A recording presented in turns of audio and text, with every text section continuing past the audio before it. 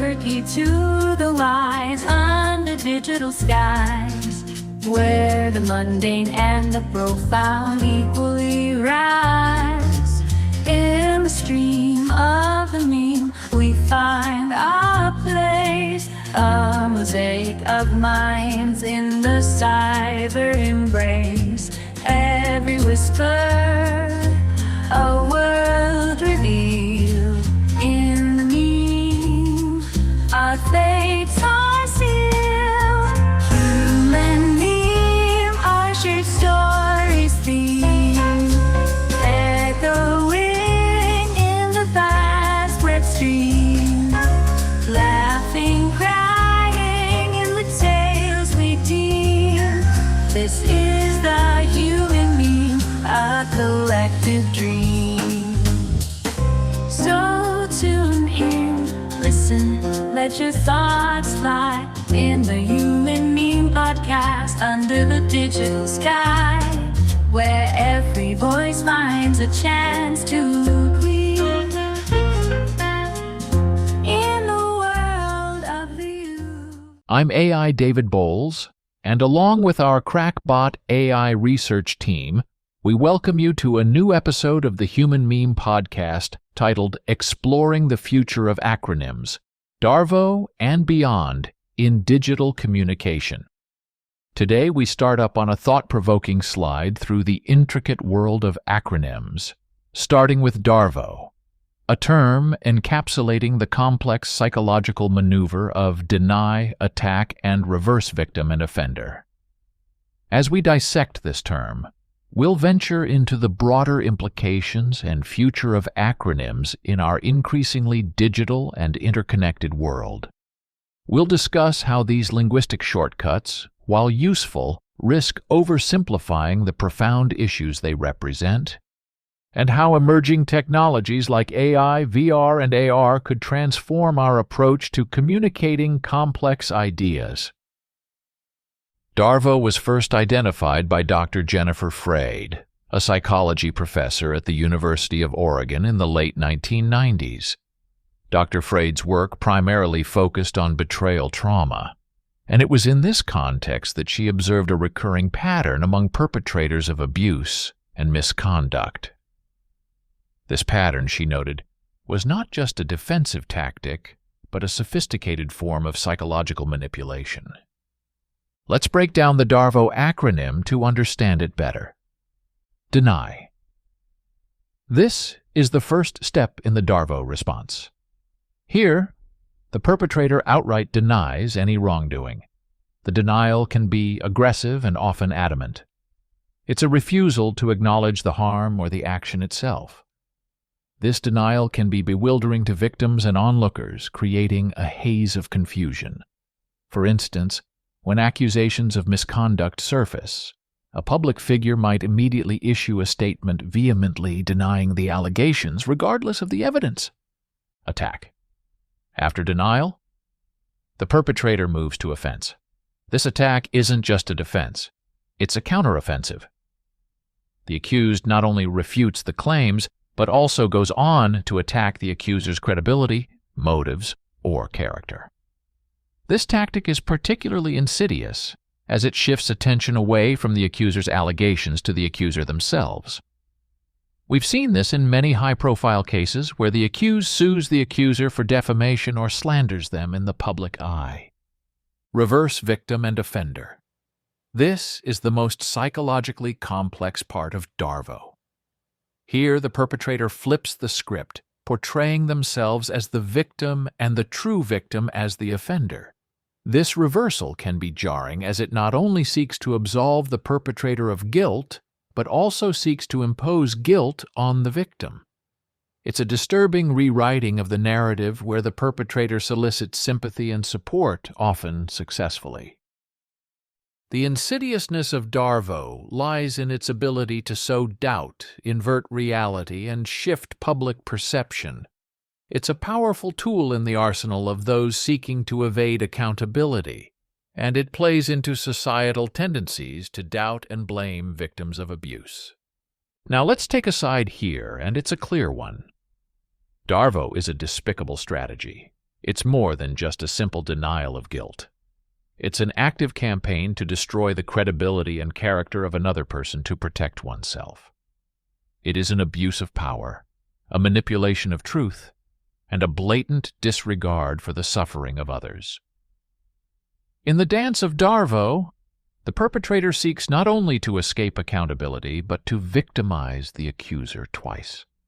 First through the original act of wrongdoing, and then through the public denigration of their character and experience.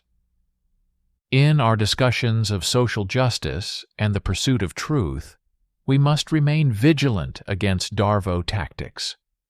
It requires a discerning eye and a commitment to justice to see through these manipulations.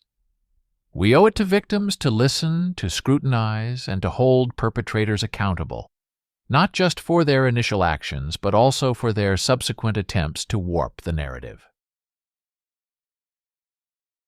DARVO is a challenge to our collective sense of justice and truth. It's a psychological sleight of hand that we must be prepared to confront and counteract. In this ongoing battle between manipulation and truth, our greatest weapons are awareness, understanding, and an unwavering commitment to justice. In the winding, complex paths of human interaction, we occasionally stumble upon behaviors that are as perplexing as they are damaging. DARVO stands as a prime example of such a behavioral labyrinth. It's a dance of denial and accusation, often orchestrated by individuals with a certain set of personality traits. These traits paint a portrait of a personality type adept at manipulation and evasion of responsibility, often marked by narcissistic tendencies, a penchant for gaslighting, and a proclivity for defensive aggression. Imagine someone who, when faced with accountability, instead of introspecting or admitting fault, chooses a path of denial, followed by a sharp pivot to offense. In this scenario, the attacker becomes the attacked. The perpetrator paints themselves as the victim. This is not just a simple refusal to accept blame. It's an orchestrated attempt to flip the narrative, to redraw the lines of victim and offender in their favor. Handling such behavior is akin to navigating a minefield.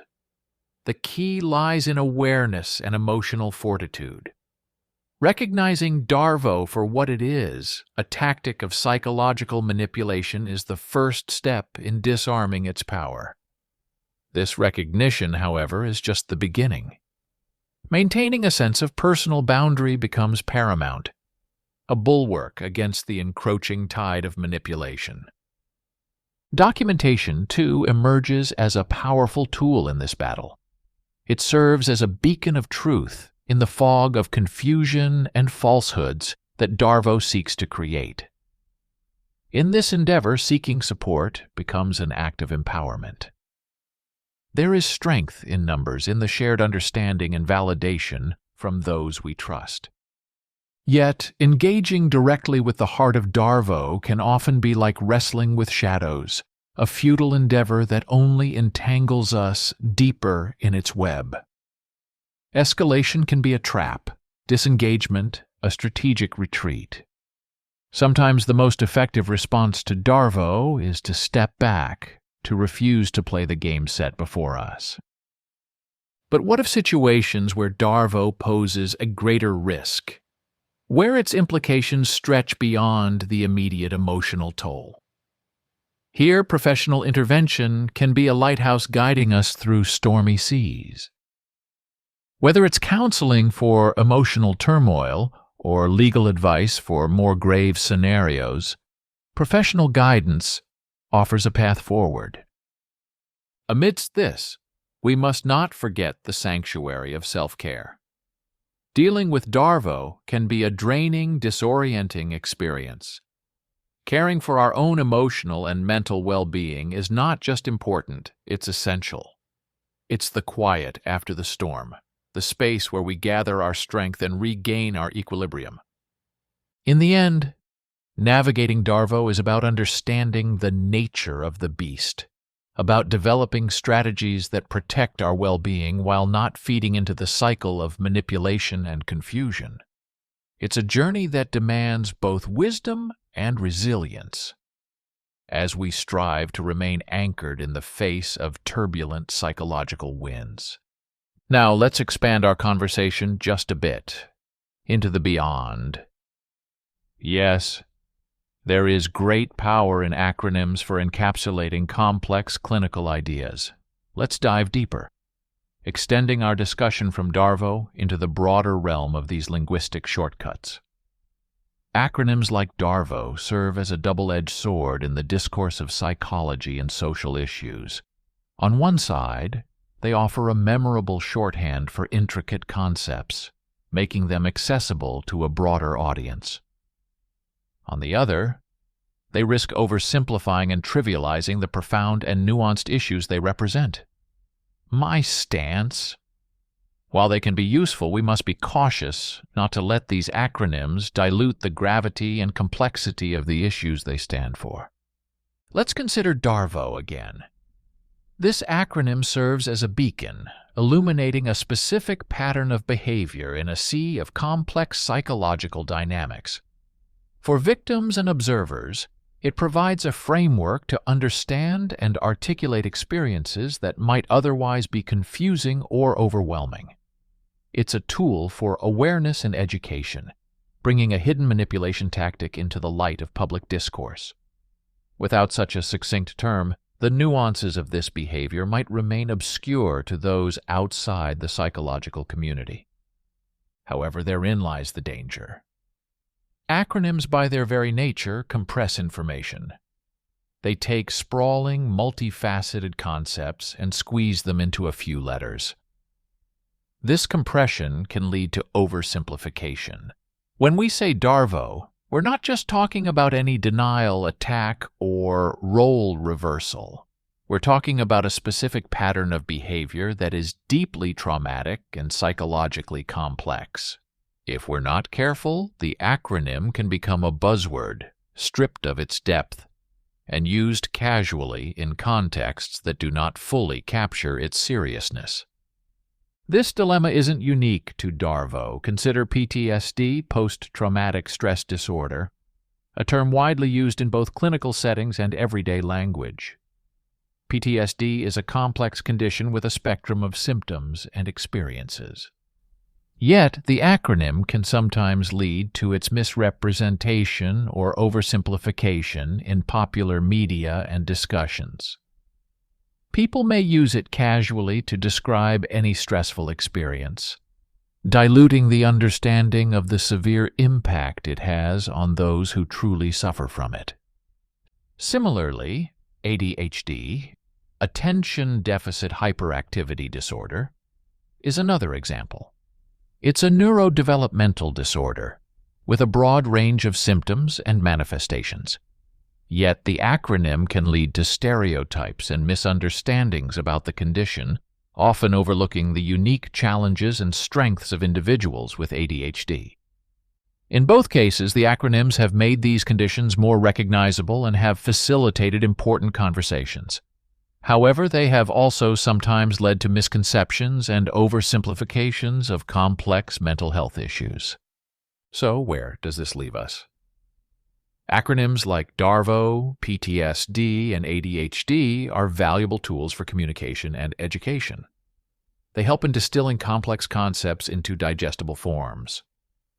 But we must use them responsibly. We must remember that behind every acronym is a world of complexity, a spectrum of experiences, and a depth of human emotion. We must not allow the convenience of abbreviation to eclipse the intricacies of human psychology and experience.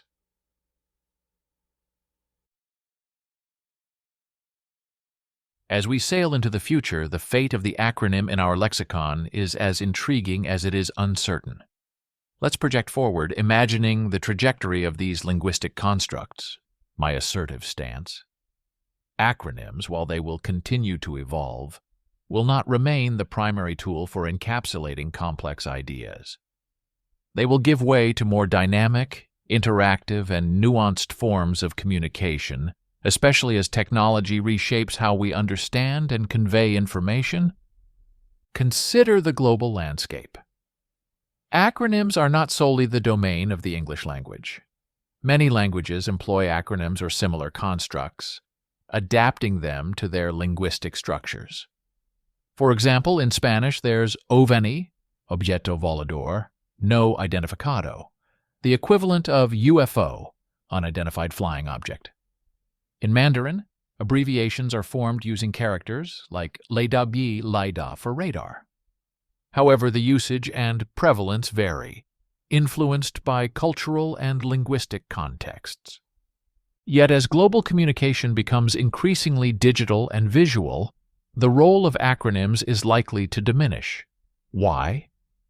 Because the future of language is inherently tied to the future of technology, and technology is steering us towards more immersive, comprehensive, and interactive modes of communication. Imagine a future dominated by augmented reality, AR, and virtual reality, VR. In such a world, why would we confine complex ideas to mere strings of letters when we could instead immerse someone in an interactive experience that conveys the concept with depth and nuance? For instance, instead of saying PTSD, we could use VR to simulate the sensory and emotional experience of someone living with the condition, fostering a deeper empathy and understanding than any acronym could achieve. Another key player in the future of language is artificial intelligence.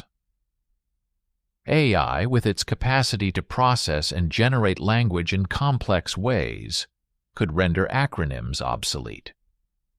AI systems could provide real-time, context-aware explanations of concepts, tailored to the listener's level of understanding and background. This customizability could make acronyms redundant, as people would have immediate access to the full depth of information behind any term or concept. Moreover, the rise of global multilingual communication platforms hints at a future where the simplicity of acronyms is overshadowed by the need for clarity and universality. As we navigate a more interconnected world, the precision of language becomes paramount. Acronyms, often ambiguous and language-specific, may fall out of favor in this global context, replaced by more universally understood terms or symbols. As we draw this enlightening conversation to a close, let's look back from where we started. From the psychological depths of DARVO to the evolving landscape of global communication, we've traversed the intricate and dynamic world of acronyms. We've seen how these linguistic constructs, while serving as handy shorthand, risk oversimplifying the rich history of human experience and emotion. Looking ahead, we envision a future where technology transcends traditional language barriers, bringing us into an era of immersive, interactive, and intuitive communication. This future promises to eclipse the need for acronyms, offering instead a world where ideas are shared through vivid experiences and universal understanding. As we embrace this future, let us carry with us the lessons learned and the insights gained.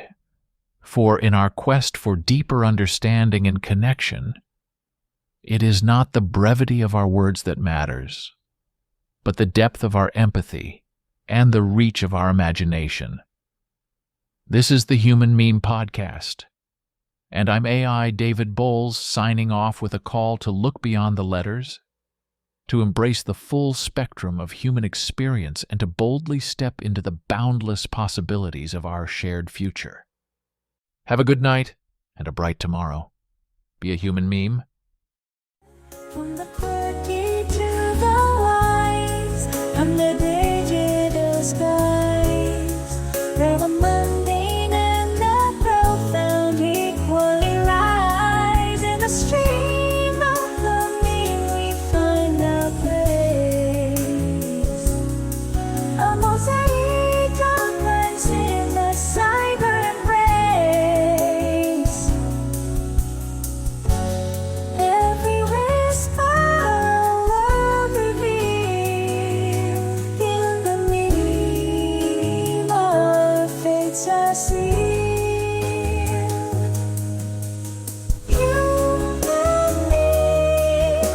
our shared stories.